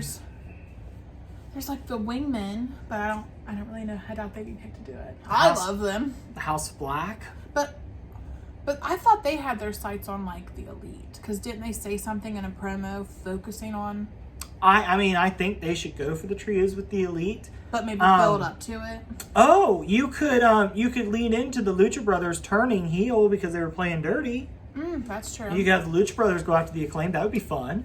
That's true. That'd be real fun. But then Death Triangle's no more. What about Pac? Pac can... Maybe Pac can challenge Darby for the TNT title. That'd be fun. Pac and Darby? Yeah. That'd be fun. That's true. I'd watch Pac wrestle a wet roll of toilet paper. Well, listen, I don't think anything that we saw, though, on Rampage compared to the main event. Oh, boy. No. Is there anything else you want to talk about before we get to the main event? Yeah. I want to talk about how they had the Golden Globe guy on, Paul, I can't remember his name, Paul Walker Hauser or something like that. I don't think it's Paul Walker. I think it's somebody else. Oh my God, I think it's a different name. But Paul Walker's not. But anyway, I saw that segment announced and I was like, oh, this is going to be like a cringy WWE celebrity segment. Let me say, I've never been more happy to be wrong. You didn't think it was a little cringy in a way? I loved it. I thought it was. I loved every minute of it. I love the fact that he was you could tell he was an actual wrestling fan because he cut a promo on Jeff Jarrett, which was great. And he was referencing like past things and like it was cool. It was cool. Yeah, he really took it to Jeff Jarrett. And, he did. And Jeff Jarrett's a good sport for standing there. And Jeff Jarrett's been a good sport about everything that's been said. I have to give him credit for that. In he AEW? seems to have been a good sport. Yeah. Yeah, in AEW. Yeah, because there's been a lot of he's been catching a lot of strays. Well, he brings it on himself. Yeah, but I think he enjoys it. I think he enjoys it. He can still get that level of heat. Yeah. Jeff Jarrett in AEW has been miles better than I could have expected. I didn't know anything about Jeff Jarrett. I didn't know. I didn't watch wrestling whenever he was around. I've never watched like TNA. Well, there's a lot of people that Jeff Jarrett gets the stigma that he always comes around in companies when he's not necessarily needed, and like he puts a lot of like he kind of pushes himself to be kind of a big player whenever he's there. He has been seen a lot. But it's not, other than feuding with the Acclaim, I feel like this was the perfect place to use him. That's true. It was kind of like... And let me say, Paul Hauser, I can't remember his middle name, so I'm just going to go with Paul Hauser. For a celebrity that's never wrestled, sold the hell out of Jeff Jarrett's guitar shot, and he took it flush. Yes, he did. It was wonderful. Oh my god! I saw so many good comments online that they were like, "Man, he sells better than like 80% of the roster." Like, yeah. So that was really awesome. That was a celebrity angle that could have gone down in a hurry. But it got and of course Danhausen came out, which helped. Yes, and then Best Friends came out. Danhausen came out because Danhausen wanted his blood because Danhausen Orange announced Cassidy and Best Friends came out because Danhausen announced that he deserved a trophy because he was AEW's top merch seller, which is if you know Danhausen is perfectly logical for him to think. Yes. So then we end up with the Golden Globe being stolen by Jay Lethal and Sanjay Dutt, and they're taking pictures on the ramp with it.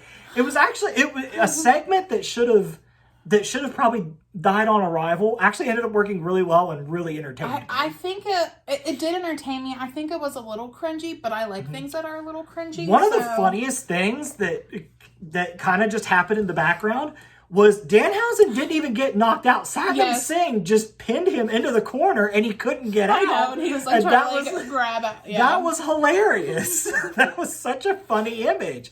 Yeah. Satnam Singh is really growing on me because he uses his size for comedy. And I love it. Yeah. Because it's very Looney Tunes where he uses his size. Like when Darby Allin bounced off of him like he was a brick wall. I think Satnam Singh uses his size very well. Yeah. I really He's I not find like myself a great Khali type of size. And he can move. Yeah. He's athletic as hell. Yeah. So I'm really finding myself taking to Satnam Singh. I really like him. Okay. Which is crazy because I haven't been really crazy about this stable this whole time. Yeah, same. But Satnam Singh's working for me. Yeah. And Sanjay Dutt is, I think his obnoxiousness is fun. I like obnoxious characters though. Chad Gable. I do too. Yeah. I do too. But yeah, a segment that shouldn't have worked wonderfully. And because of this, we found out that before we get to the main event, we'll kind of do it in the order Excalibur did it. Excalibur gives us a rundown of Dynamite. And there was a couple times that he mentioned things and I stopped and I was like, wait, what? One of those things is he casually dropped, we're going to get Orange Cassidy versus Jay Lethal, which kind of was building to that. That'll be a fun match. Yeah. And then he just out of nowhere is like, and Darby Allin will defend the TNT title against Kushida. I'm sorry, what? That's brilliant. I can't wait for that. And then that's when he was like, and the Young Bucks are going to fight Top Flight. And it's like, oh, good Lord, Tony Khan. Did you just shotgun a White Claw and go? Like, right. Like, I'm doing this match. But this is what I love about AEW. Is because where they work so well with other promotions, you can pop in a Kushida. Yeah. And it's like, holy hell, there's no story, but it's just going to be fun to watch. Right. Sometimes I wish there were a little bit more stories along with the matches, but the matches are good. I feel like in the Open Challenge story, it works, though, because it's literally just, hey, if you want to come fight me, come fight me. And it's fun that in the kayfabe realm of this, that other wrestlers in other promotions are watching this and like, oh, hell, I can just show up to Dynamite on Wednesday and I've got me a title shot. That's true. That's fun. That's the benefit of working with other companies. And I think WWE could take great advantage of that if they would open their doors to that, which I don't know that they ever will, even with Triple H in charge. I think the chances are better with Triple H, but I still think it's a pretty long shot. Right. But he is working with New Japan, to be fair. Yeah. All right, main event time. Are you finally ready for main event? Oh, one more thing. They casually dropped in that we're going to get Action Andretti versus, I think, Sammy Guevara. That'll be fun, too. So let's get to the main event. Finally. Because I'm pretty sure we witnessed a murder. At least the amount of blood that was present would indicate a murder. So it was Ruby Soho with Willow Nightingale. Yeah. I forgot her last name. Versus Anna Jay and Tay Mello. And this match started right on the It was a street fight. It was a street fight. And holy heck.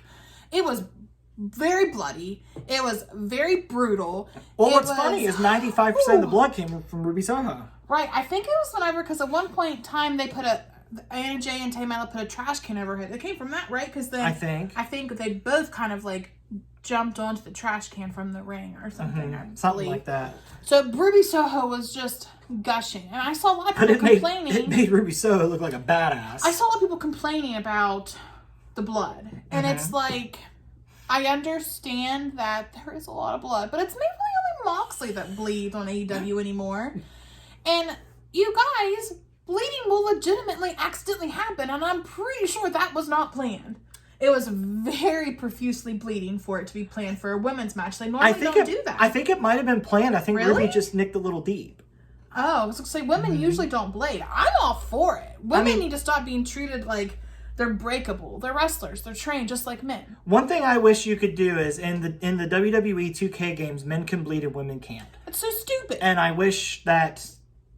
I wonder if the AEW game will be that way, because from some of the footage I've already seen, there's intergender matches. Britt Baker was bleeding in one of her matches. It was like there's like that's a famous image. That's a famous image. That's almost that's like AEW's version of Becky Lynch with the fans with the smashed up face. I feel like Ruby Soho might get a lot of recognition for how bloody her face was. So bloody. And and this match was brutal. We had people going through tables. We had trash cans. We had thumbtacks. Willow kind of really messed up a spot. But at the same time, it was still pretty effective. Yeah, Willow jumped off the stage to put Anna Jay through the table, and Willow kind of put herself through the table, and Anna Jay hit the floor. But like we've always said, we could never do what they do. No, I am not judging at all. Awesome. I am not judging at all. It looked awesome. It was a very, very good match. Yeah. And the women are improving so much here lately. And the crazy thing is I never thought I would say this, 10 years ago. A women's match made me queasy. And it was the moment where Ruby Soho stuck her hand down in the thumbtacks to push herself up to get out of a hold that Anna Jay had on her. Oh man! With barbed wire. No, that one Willow had the barbed wire. But Ruby Soho, when she stuck her hand in those thumbtacks, I was like, "Oh my god, I'm gonna puke! I am gonna puke." This match made me so proud of women's wrestling. I love in AEW when the women go hard. I love it. I love it. I hate how sometimes women are perceived in wrestling as like breakable or too fragile. And it's like, get the F over it. They were trained. They know the same things the men do. Yes, they might watch a little bit more, but do they really get time to shine like the men do? No. I kind of wonder if somewhere Candice LeRae watched that match and she was like, God, I miss being that violent. There are a lot. You will be surprised if you go and look at old indie wrestling shows. You will be surprised how many women are hardcore that now you look at and you're like, there's no way that they could be hardcore, and they are. Yeah. So it just made me happy. This match made me happy. It was such a hardcore match for the women, and I loved it. I love matches like this. And the crowd was in it. They were. And let me tell you, we've been to a Dynamite Rampage taping. You're exhausted. That last match of Rampage, it's really hard because you are exhausted. Gassed. Especially because they put so much into Dynamite. There's always something to cheer for and cheer loud. Granted, we had the disadvantage of we were there the night Kenny Omega returned after his injury. True. So that was going to gas anyone. True, which he didn't last for very long after that, but yes. Yeah. So it was, but yeah. I honestly think if you were to go back and rewatch anything through the entire week, I would say the women's match, the main event match on Rampage, just because it's something that you don't really see that much, that the women get the chance to do, and they delivered. They brought it. And let's not forget, this is a non-title feud, which AEW is not known for doing. That's true. For the women. Yeah. But no, the match was excellent. It was amazing. Super brutal. Definitely give it a watch. All those ladies deserve all the flowers, all the applause. Just great overall brutality. Yes. AEW's women's division is accelerating, and it's fun to see. They're getting better. It's fun to see. It's fun to see them get their shots because they are great. And I can't believe I'm going to say this because for the longest time I've said that WWE, out of AEW and WWE had the best women's roster. But I wouldn't say that maybe the roster on AEW is better with the women, but I think that AEW does a better job of showcasing more women because you have Rampage, you have Dynamite, then you have Dark Elevation. Mm-hmm. There's multiple women that you're seeing being used. And with WWE, it's the same people. Mm-hmm. But I don't even know if WWE has the women talent to rotate them anymore. NXT does.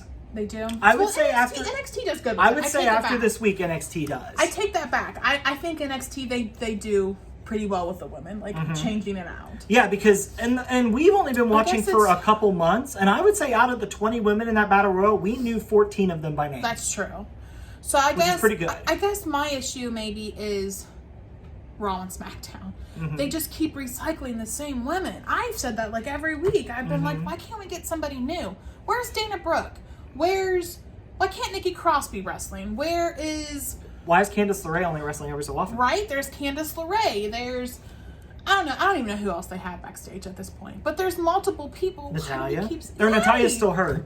She's still hurt. The nose thing. Oh. Yeah. But anyway, you got Shayna Baszler. There's she's around some. She's around with. They weren't on this week though, which I thought was weird. Oh, that's true. But anyway, you have multiple women that you could use, and I do kind of feel like, and honestly, I might just be biased at this point in time because that Rampage women's match was amazing. So maybe I'm just biased right now. Give me a couple days and I might change back to thinking that that's not accurate. But I just feel like AEW currently is doing a better job at utilizing a lot of different women talent. It's not just the same. And I mean, I know we still see the same ones, but we see more than just the same ones. Does that make sense? Would you agree with that? Yeah, but AEW also has the advantage that if we need some fresh faces, they could bring people in from other promotions like Maki Ito and Yuka Sakazaki. That's on WWE. That's their fault. Yeah, that's true. So true. So yeah. Back in the glory black and gold days of NXT, you could bring some women from NXT to the main roster and run them for a little bit if you needed to, but I just don't know that there's a lot of women in NXT ready for that kind of stage yet.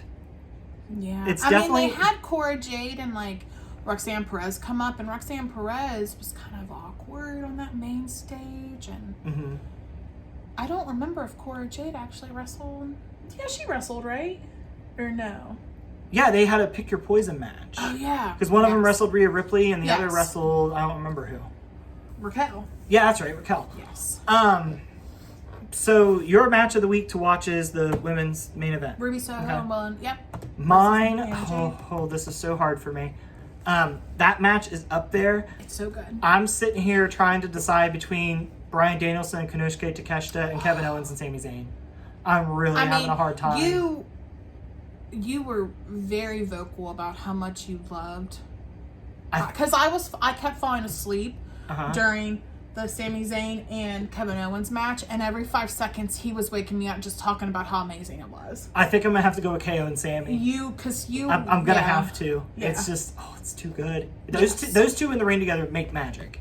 It is every time. Well, aren't they best friends in real life? Oh, they've been wrestling together. They've essentially followed the same path. They have, yeah. Like their story, they're the same age. Except Sami Zayn have a family like Kevin Owens? I don't know. I feel like Sami Zayn's more private. Man, if I wasn't married to you, I would go after Sami Zayn. Would you? I would, yeah. He's such a good guy. Yeah, he has a lot of causes he fights for, has a lot of good morals. And I just heard he's just such a nice person. Yeah. All the love in the world to Sami Zayn, and every success that he's had so far, great. That's why, final point, WWE, if you're selling, please don't sell to Saudi because you're going to lose Sami Zayn. And us. Because we don't watch. I refuse. Yes. Let's go ahead and make that clear. If Saudi Arabia buys WWE, we won't be covering WWE on this channel anymore. Unfortunately, it would just be AEW, which probably sucks. But we might be able to branch out a little more because that would free up time to track down Impact or New Japan. True. You've been wanting to follow New Japan. And you keep kind of mentioning things you've seen and heard on Impact. I do. But I know why you like Impact so much, because Impact has the Knockouts division, and they typically do a good job with their women. I love women's wrestling. Mm-hmm. I love it. Only when it is showing them being badasses, not when it's showing them just for like whistling at them because you think they're hot purposes. Do you realize that when we met Candice LeRae and Johnny Gargano in Toy Hio, I'm pretty sure Candice LeRae is the first female wrestler you've ever got to meet, because they don't really do meet and greets? I know, she really was, and she was so friendly. But of course, I was just like, I've seen how women are like groped in meet and greets. Did I freak you out there? I didn't know what you were gonna do. So like, before I even like put my arm around Candice LeRae, I was like, "Is it okay if I put my arm around you?" And she was just like, "Yeah." I'm like, "Wow." But plus, I don't like being touched. So I wanted to ask if she wanted to. That's why even with a bad back, I can't talk you into going to the massage parlor. I don't know where you were going with that. We've only had this conversation 16 times. We've had as many times as Ric Flair and John Cena have been champions. I just didn't know where that was going to go. But I feel like both promotions were definitely cooking this week. It was. Especially SmackDown. I don't know if I can pick. Usually I'm always like, this is my go-to show, but I don't know. I usually like SmackDown the most, but I think I'm gonna pick Rampage.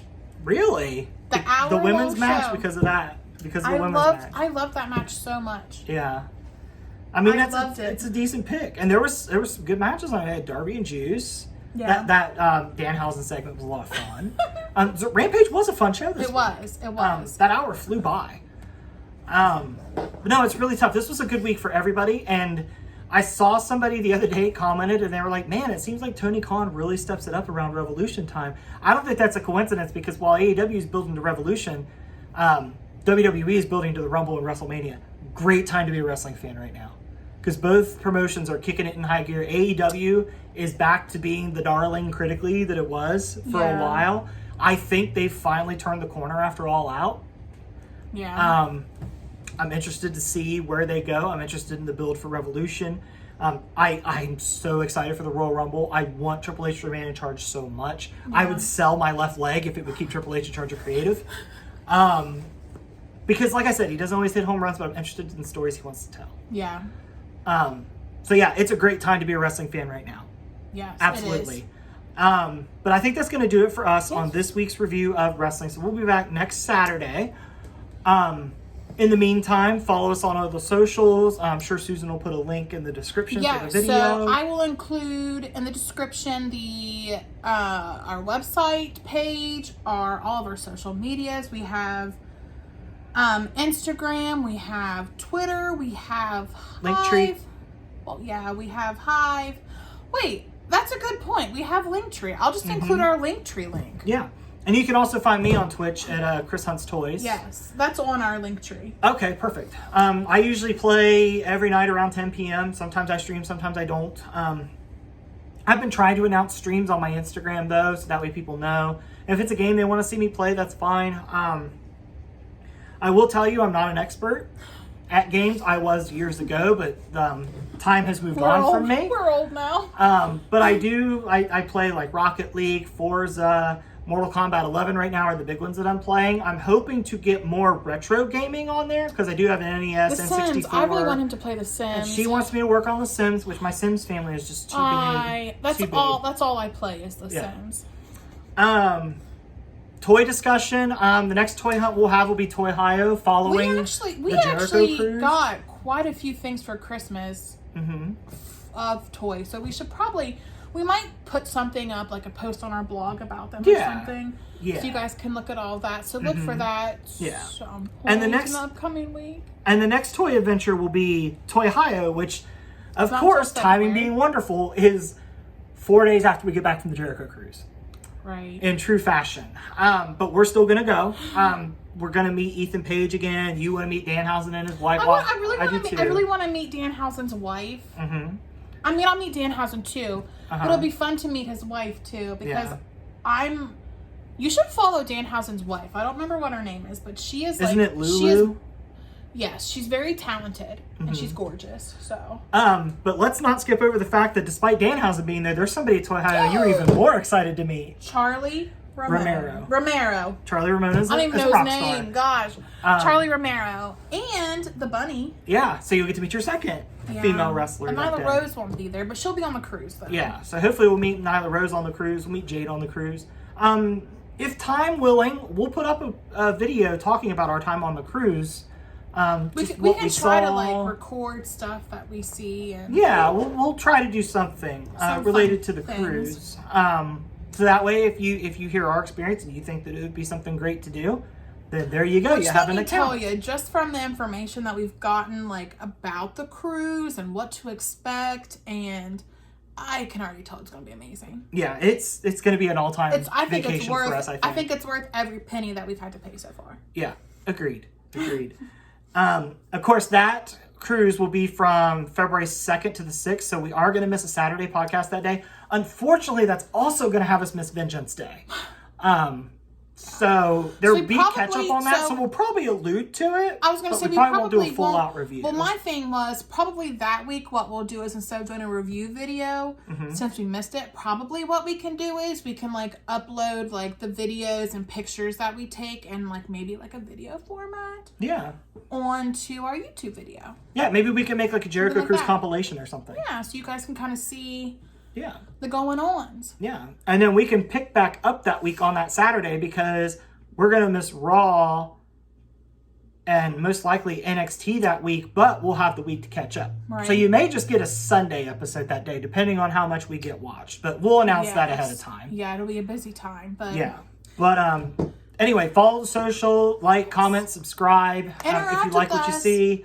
Tell us what you don't like that we said. Tell us what you agree with. We want to communicate. We're not going to engage in any hostility or any rudeness. But if you are fine, then we'll engage with you. Just don't be a dick. Yeah. And if there's things that you want to know our opinions on, put them in the comments and we'll address them in the next video. Yes, absolutely. Yeah. And don't forget, if you want to see me talk movies, you can catch me every other week on the Popcast Network here on YouTube, where we do Movie Club and Popcast Network Q&A. And you only see my ray of sunshyness on this video, so.